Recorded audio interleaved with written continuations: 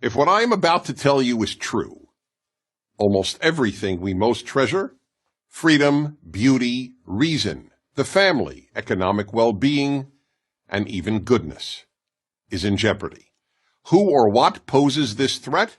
The answer is the most powerful ideology of the last 100 years, leftism. Not liberalism, leftism, or if you prefer, progressivism. Leftism destroys everything it touches. Here are just a few examples. 1. The universities. Perhaps the most obvious example, one that many liberals acknowledge, is the left's near destruction of most universities as places of learning.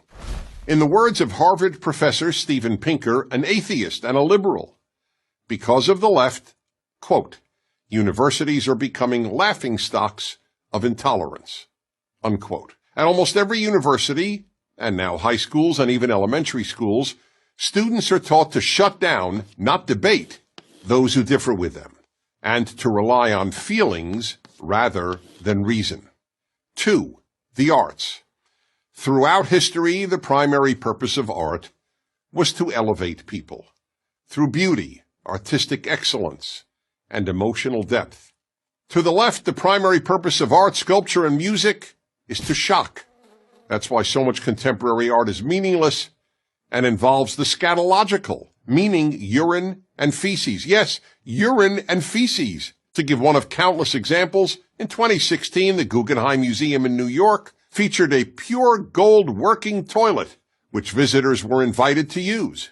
The name of the exhibit was America, so one could literally relieve oneself on America. 3. Literature. The English department at the University of Pennsylvania replaced the portrait of the greatest English language writer who ever lived, William Shakespeare, with a picture of a black lesbian poet. Why? Because he was a white European male. Leftist professors have replaced the pursuit of excellence with the pursuit of diversity. 4. Late-night television.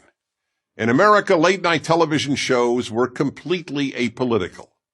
The hosts believed their role was to entertain viewers and offer them relief and laughter after a difficult day. No longer, you cannot watch late-night television if you just want to be entertained. Late-night TV is now left-night TV. 5. Religion.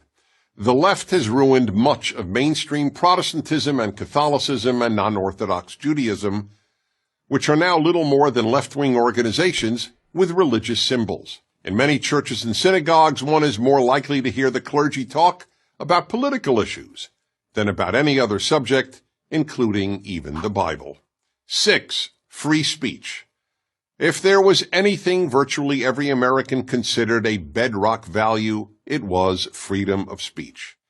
Yet the left is destroying even this unique American achievement.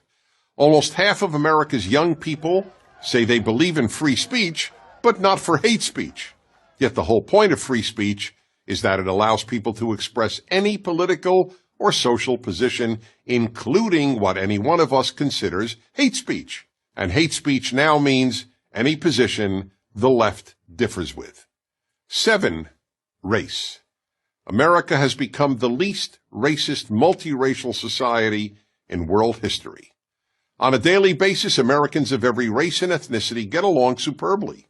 But the left constantly poisons young minds with angry diatribes about systemic racism, microaggressions, and white privilege. 8. The Boy Scouts.